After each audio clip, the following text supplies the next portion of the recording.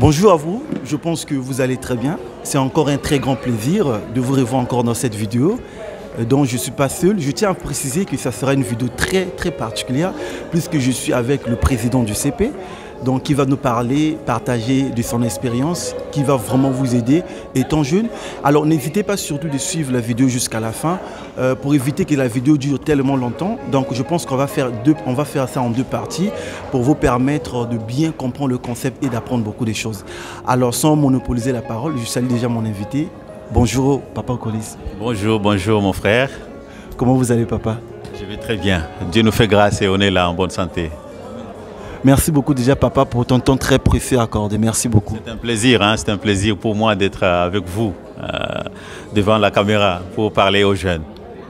Merci beaucoup papa. Alors papa, sans plus tarder, on va commencer directement. Vous allez vous présenter pour des personnes qui ne vous connaissent pas. Je tiens à préciser que vous êtes aussi le président du CP. Alors pour faire simple, je suis Papa Collins, comme tout le monde m'appelle. Donc mon nom c'est Samou Kalasakaji. Je suis ancien à l'église de Marrakech. Depuis 14 ans que je suis là. Je suis marié, père de 4 enfants. Et je suis ici au Maroc dans un cadre professionnel. Je suis ingénieur de formation. Et dans mon travail, je suis dans la gestion de projets et dans le développement. Voilà en bref, pour résumer un peu.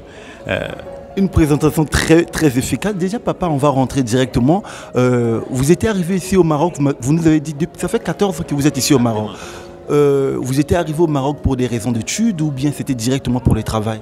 Oui, exactement. C'est ça qui fait un peu l'exception pour moi. La plupart des subsahariens ici, c'est des étudiants qui viennent pour leur formation. Mais moi, Dieu m'a fait grâce plutôt d'être là dans le cadre professionnel. J'ai été recruté par une entreprise minière marocaine qui a une extension au Congo. Et donc, du coup, j'ai été recruté au Congo pour venir travailler ici au Maroc dans les mines. Donc, je suis dans la métallurgie et je travaille dans une usine ici au Maroc et à Marrakech précisément. Ça, c'est très pratique. Mais comment est-ce que vous avez pu s'adapter? Comment est-ce que c'était l'arrivée ici au Maroc? C'était facile pour vous d'intégrer directement la société, trouver le travail? Puisque vous savez bien sûr, ici, je pense que même les jeunes partout où vous nous suivez, vous allez entendre après avoir arrivé au Maroc, qu'au Maroc, il n'y a pas le travail, tout est difficile, surtout pour nous les subsahariens. Papa, comment est-ce que ça a été pour vous? Oui, au lieu de dire tout simplement comment ça a été pour moi, je pense que je vais parler d'une manière générale hein, pour exhorter un peu les jeunes, sinon leur donner un peu mon retour d'expérience.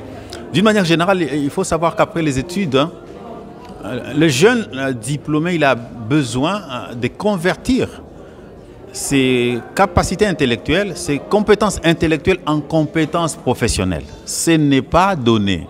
Hein. Ce n'est pas parce qu'on a fait des études, on a appris des choses, qu'on est forcément prêt à être productif et efficace dans le travail. Il y a tout un travail à faire pour convertir ses compétences intellectuelles en compétences professionnelles. Voilà.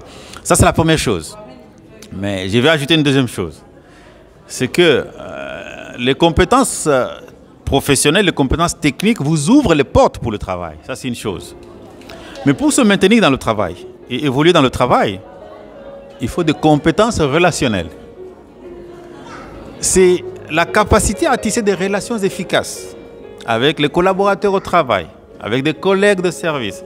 C'est ça qui va vous permettre finalement de réussir votre carrière et votre vie professionnelle.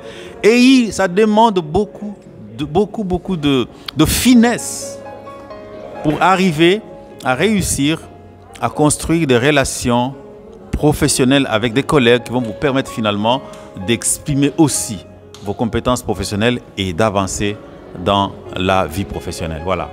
On va revenir sur le point très important, développer les compétences professionnelles. Comment développer? Je sais qu'il y a des jeunes, il a fini peut-être ses études, il se pose la question, bon, j'ai eu une formation, voilà, mais comment développer les compétences professionnelles? Une très belle question, qui n'est pas facile, hein, et qui n'est pas du tout facile. Quand on parle de compétences professionnelles, je veux être aussi très pragmatique.